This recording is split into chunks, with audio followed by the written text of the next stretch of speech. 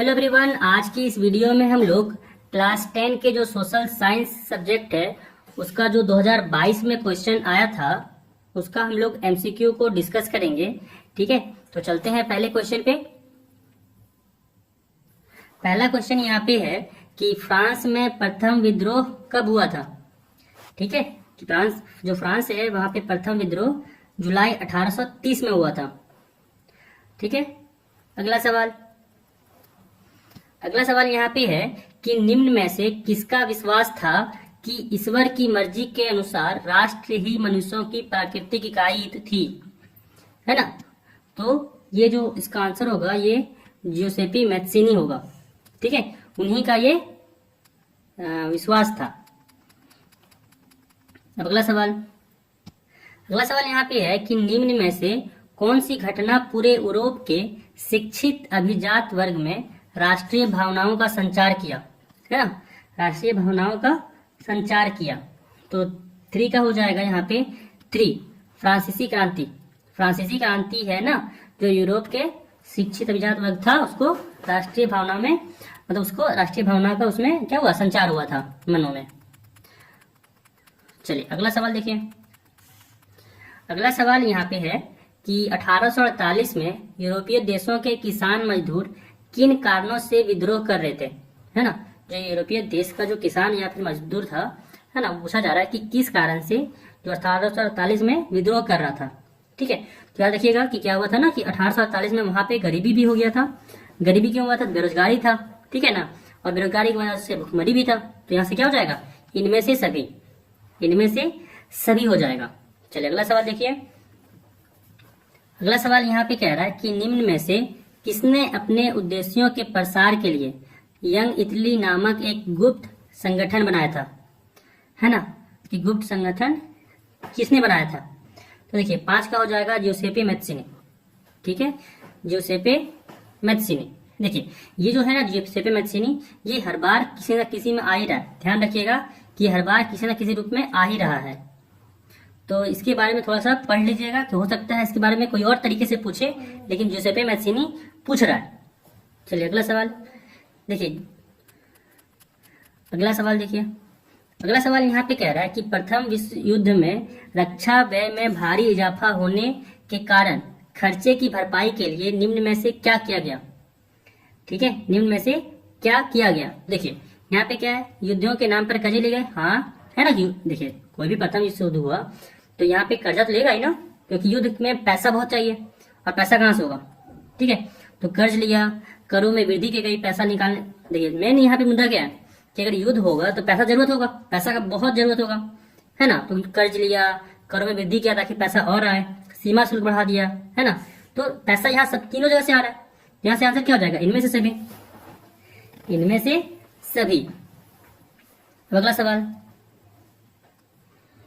अगला सवाल देखिए, है ना। कह रहा है कि किस धर्म के या फिर यहाँ पे कह रहा है किस धर्म का सभी भारतीयों को एकता के सुर में बांध सकता है ना। यह विश्वास किनका था। ठीक है, क्या रखिएगा यहाँ पे हो जाएगा इसका महात्मा गांधी। ये जो विचार था ये महात्मा गांधी का था। ठीक है, अगला सवाल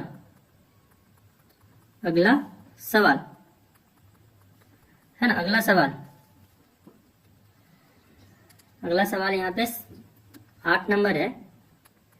अगला सवाल यहाँ पे 8 नंबर है। यहाँ पे क्वेश्चन उतना कुछ खास दिख नहीं रहा है।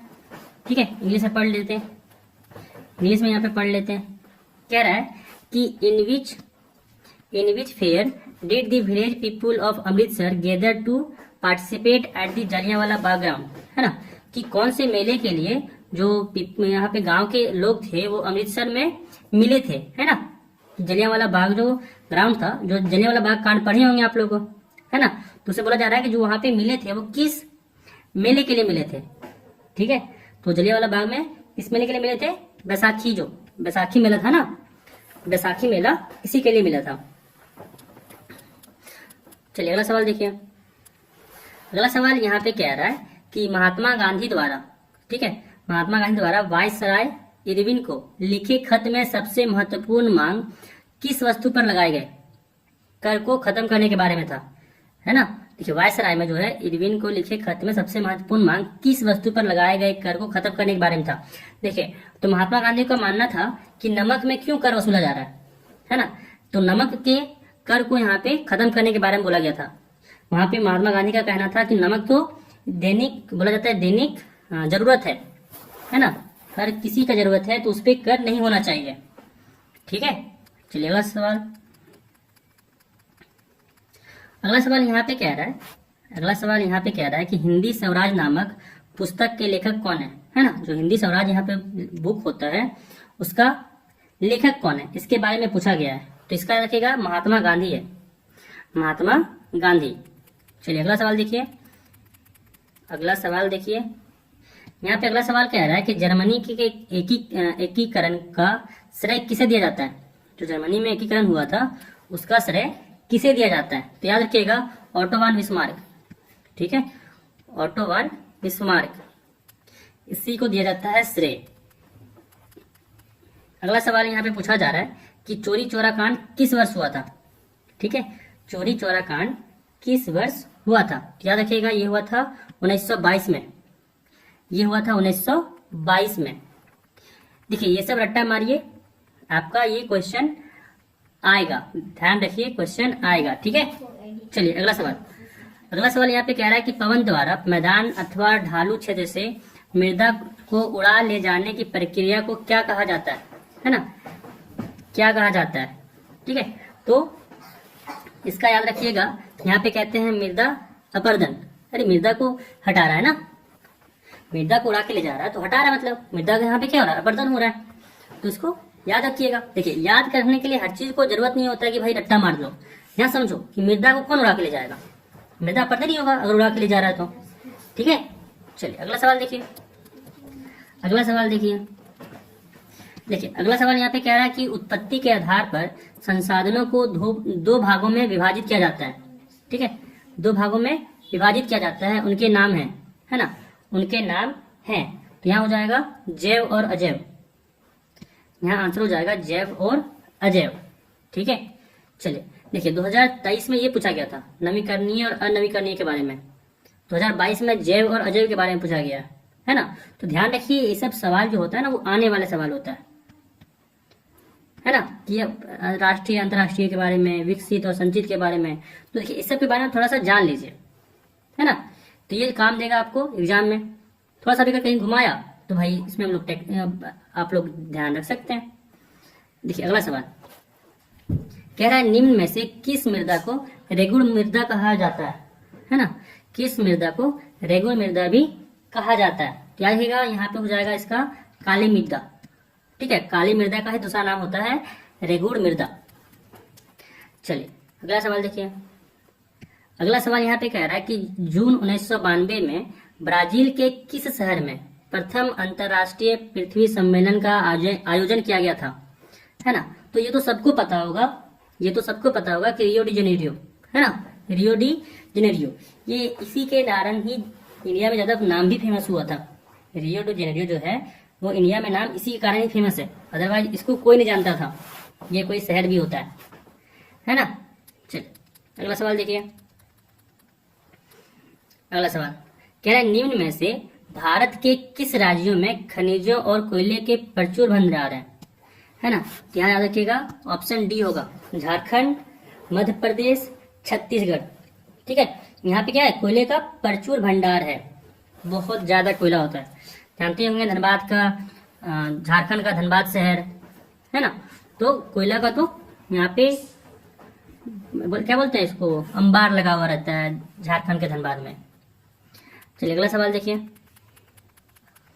अगला सवाल यहाँ पे 18 नंबर है। 18 नंबर कह रहा है कि भारत में भूमि का कितना प्रतिशत भाग भू क्षेत्र मैदान के रूप में है ना, भू क्षेत्र मैदान के रूप में है। तो याद रखिएगा इसका हो जाएगा 43%, 43% जो होता है वो भू क्षेत्र मैदान है। ठीक है, चलिए अगला सवाल, अगला सवाल 19 नंबर कह रहा है कि देश के क्षेत्रफल का लगभग 27% हिस्सा खनिजों, जीवाश्म ईंधन और वनों के अपार संचय के रूप में किस क्षेत्र को जाना जाता है ना, किस क्षेत्र को जाना जाता है। याद रखिएगा इसका हो जाएगा यहाँ पे पठारी, ठीक है, इसका हो जाएगा पठारी। चलिए अगला सवाल, अगला सवाल, अगला सवाल यहाँ पे 20 नंबर है। कह रहा है कि पंजाब में भूमि निम्नीकरण का मुख्य कारण क्या था? ठीक है, भूमि निम्नीकरण का मुख्य कारण क्या है? ठीक है, तो 20 का हो जाएगा यहाँ पे सी, अधिक सिंचाई। ठीक है, अधिक सिंचाई। चलिए अगला सवाल, पंजाब तो फेमस ही है खेती के लिए। चलिए अगला सवाल कह रहा है निम्न में से किस प्रांत में सीढ़ीदार सोपानी खेती की जाती है ना? तो याद रखिएगा ये उत्तरांचल होगा, जिसको उत्तराखंड भी कहते हैं। उत्तराखंड में जो होता है वो पहाड़ी इलाका है, इसी कारण से वहां पे सीढ़ीदार खेती बनाया जाता है ना? चलिए अगला सवाल देखिए, अगला सवाल देखिए, अगला सवाल यहाँ पे कह रहा है कि भारतीय वन्य जीव अधिनियम किस वर्ष लागू किया गया है ना? तो वन्य जीव अधिनियम जो है वो भारत में लागू हुआ था 1927 में, 1927 में। ठीक है, चलिए अगला सवाल देखिए, अगला सवाल देखिए, यहाँ पे कह रहा है कि कौन सी परियोजना सतलुज ब्यास बेसिन में जल विद्युत उत्पादन और सिंचाई दोनों के काम में आती है ना? तो इसका याद रखिएगा दामोदर घाटी निगम होता है, दामोदर घाटी निगम, दामोदर घाटी परियोजना। ठीक है, दामोदर घाटी परियोजना। चलिए अगला सवाल देखिए, अगला सवाल देखिए, अगला सवाल देखिए, तो अगला सवाल यहाँ पे कह रहा है दुनिया भर में जल की कमी किन कारणों से बढ़ रही है? ठीक है, तो जल की कमी किससे बढ़ता है? सूखा, सिंचाई की बढ़ती मांग, जल की व्यर्थ बर्बादी। ये तीनों सही होगा, सुना है ना? ये तीनों सही होगा। चलिए ये आंसर हो जाएगा इनमें सभी, इनमें से सभी। अगला सवाल देखिए, अगला सवाल देखिए, अगला सवाल देखिए, यहाँ पे कह रहा है कि बेल्जियम में 1950 और 1960 के दशक में, 1950 और 1960 के दशक में किन भाषा के बोलने वाले समूहों के बीच तनाव बढ़ने लगा है ना? तो इसका हो जाएगा फ्रेंच और डच। फ्रेंच और डच के बीच में क्या हुआ था? तनाव जो है वो भाषा को लेकर बढ़ने लगा था। अगला सवाल देखिए, अगला सवाल देखिए, अगला सवाल, तो अगला सवाल यहाँ पे 26 नंबर है ना? कह रहा श्रीलंका में अधिकतर सिंहली भाषी लोग किस धर्म के मानने वाले हैं है ना? तो याद रखिएगा बौद्ध धर्म। श्रीलंका में वैसे भी दिमाग रखना है कि बौद्ध धर्म को ज्यादा मानता है ना? चलिए अगला सवाल, अगला सवाल यहाँ पे है कि लोकतंत्र के एक बुनियादी सिद्धांत के रूप में राजनीतिक शक्ति का स्रोत किसे माना जाता है ना? स्रोत किसे माना जाता है? तो 27 का हो जाएगा टू, जनता। जनता ही ना राजनीतिक में क्या होता है? जनता ही बोला जाता है, क्या है? सर्वोपरि है ना? जनता को लेके चलना है, लोकतंत्र का यही तो बुनियादी है। चलिए अगला सवाल, यहाँ पे कह रहा है कि सत्ता में भागीदारी की आवश्यकता कहाँ पड़ती है ना? कि सत्ता में भागीदारी की आवश्यकता कहाँ पड़ती है? ठीक है, देखिए पढ़िए, क्षेत्र, भाषा और जाति के आधार पर बटे समाज में, ठीक है, क्षेत्रीय विभाजन वाले बड़े राज्यों में, प्रत्येक लोकतांत्रिक राज्य में, है ना? या फिर इनमें से सभी। तो नहीं लग रहा कि ये भाई सत्ता में जो भागीदारी है वो सबका होना चाहिए? सत्ता की जो भागीदारी है ना, वो आवश्यक सब में होना चाहिए। तो क्या हो जाएगा? इनमें से सभी, इनमें से सभी। अगला सवाल देखिए, अगला सवाल देखिए, देखिए क्या निम्न में से किस प्रकार का टकराव, ठीक है ना, आगे बढ़कर अक्सर हिंसा और राजनीतिक अस्थिरता का रूप ले लेता है? ठीक है ना? तो इसका आंसर क्या होगा? देखिए पहली बात तो लोकतांत्रिक। तो लोकतांत्रिक में देखिए आप देख सकते हैं कि दो पार्टी आपस में कितना लड़ता है, लेकिन फिर चुनाव खत्म होते ही, चुनाव के टाइम में ज्यादा लड़ता है, और चुनाव खत्म होते ही आप देखेंगे कि भाई दोनों फिर से एक ही थाली में खाने लगता है खाना, है ना? तो वो चट्टे बट्टे हैं, बस चुनाव के टाइम में ही लड़ाई करते हैं। बाकी तो आपको देख सकते हैं कि भाई मिल के बैठ के एक साथ फिर बात करते हैं, है ना? तो ये तो हो नहीं सकता, लोकतांत्रिक तो हो नहीं सकता। ठीक है, दूसरा देखिए सामाजिक, है ना? सामाजिक तो सामाजिक ही आंसर होगा, है ना, सामाजिक ही आंसर होगा। ठीक है, अगला चलिए, अगला देखिए, अगला सवाल यहाँ पे है कि संविधान, है ना, संविधान और विभिन्न स्तर की सरकारों के अधिकारों की व्याख्या करने का अधिकार किसे है ना, अधिकार किसे है? तो याद रखिएगा संसद के पास। ठीक है, यहाँ पे क्या होता है, संसद के पास ये अधिकार होता है भाई कि जाओ और तो उसके अधिकार को बताओ कि क्या है क्या नहीं है। चलिए अगला सवाल देखिए, अगला सवाल देखिए, यहाँ पे कह रहा है कि पुलिस, व्यापार, वाणिज्य, कृषि और सिंचाई जैसे महत्वपूर्ण विषय किस सूची के अंतर्गत रखे गए हैं, है ना, किस सूची के अंदर रखे गए हैं? तो याद रखिएगा संघ सूची, ये होता है संघ सूची। ठीक है, चलिए अगला सवाल, अगला सवाल, अगला सवाल कि केंद्र शासित प्रदेश वाले इलाकों का शासन चलाने का विशेष अधिकार किस सरकार को प्राप्त है ना, कि किस सरकार को प्राप्त है? तो यार कि केंद्र सरकार, है ना, केंद्र शासित प्रदेश नाम में ये क्या है, केंद्र के द्वारा शासित किया जाने वाला प्रदेश। तो क्या यहाँ पे कौन उस पे आपका अधिकार या फिर कह सकते हैं कानून कौन चलाएगा? ऑब्वियसली शासन जो चलाएगा वो केंद्र सरकार चलाएगा, केंद्र शासित प्रदेश है ना, तो नाम में ही इसका मतलब छुपा हुआ है। चलिए अगला सवाल देखिए, अगला सवाल देखिए, यहाँ पे कह रहा है जब केंद्र और राज्य से शक्तियां लेकर स्थानीय सरकारों को दी जाती है तो इसे क्या कहा जाता है ना? तो याद रखिए इसका कहा जाता है सत्ता का विकेंद्रीकरण, है ना, सत्ता का विकेंद्रीकरण, है ना, कि केंद्र भाई दूसरे को दे दिया, हस्तांतरण नहीं होता है, विकेंद्रीकरण किया जाता है। ठीक है, चलिए अगला सवाल देखिए,